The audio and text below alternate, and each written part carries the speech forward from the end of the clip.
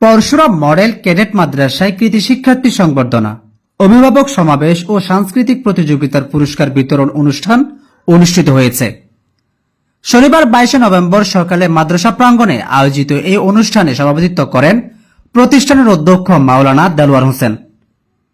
অনুষ্ঠানে প্রধান অতিথি ছিলেন পরশুরাম ইসলামিয়া ফাজিল মাদ্রাসার অধ্যক্ষ মাওলানা নুরুল ইসলাম মজুমদার। সহকারী শিক্ষক নুরুল হক দিদারের সঞ্চালনায় অনুষ্ঠানে বিশেষ অতিথি ছিলেন সহকারী অধ্যাপক মুফতি হুমায়ুন কবির নোমানী।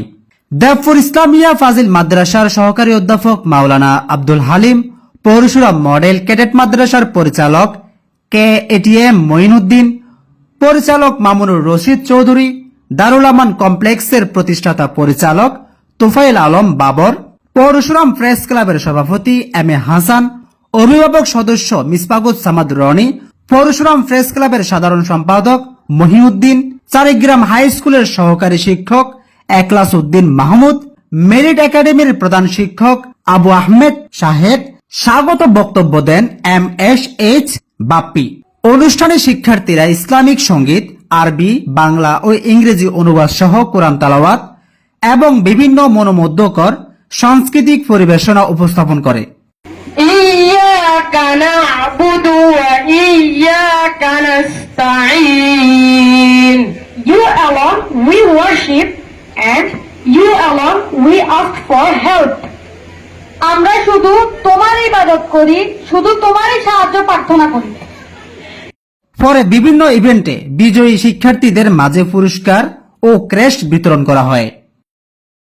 বাচ্চা বারবার লড়লে বাচ্চার মেধা শূন্য হয়, বন্ধু শূন্য হয়, স্থান শূন্য হয়, মান শূন্য হয়, বাচ্চার অবস্থান নষ্ট হয়।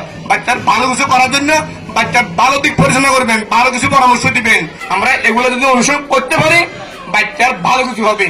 ভালো কিছু আদায় করতে হলে ভবিষ্যতে আপনি বাচ্চার তুমি ভালো কিছু ফল আশা করি বৃদ্ধ অবস্থায়, মমুষ্য অবস্থায় বাচ্চাকে আপনি কাছে রাখি বাচ্চা তুমি সুযোগ সুবিধা পাতে পারবেন।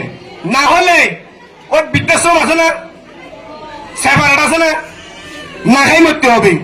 ধর্মীয় অনুভূতি যদি আমার মধ্যে না থাকে, এই ছোট অবস্থায় যদি আমরা আমাদের সন্তানগুলোকে ধর্মীয় অনুভূতি শিক্ষা দিতে পারি, আমি মনে করি ভবিষ্যৎ জীবনের পথ চলাটা তার জন্য সহজ হবে।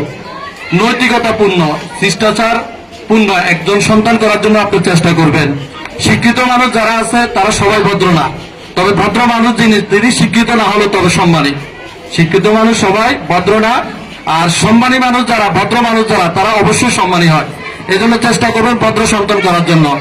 ঘরের মধ্যে যদি মা বাবা দুইজনে যদি অসস্র ভাষায় গালিগালাজ করে কথা বলেন বাচ্চার সামনে, আর আপনি যদি চিন্তা করেন যে আমার সন্তান খুব ভালো হবে, সেটা কখনো সম্ভব নয়।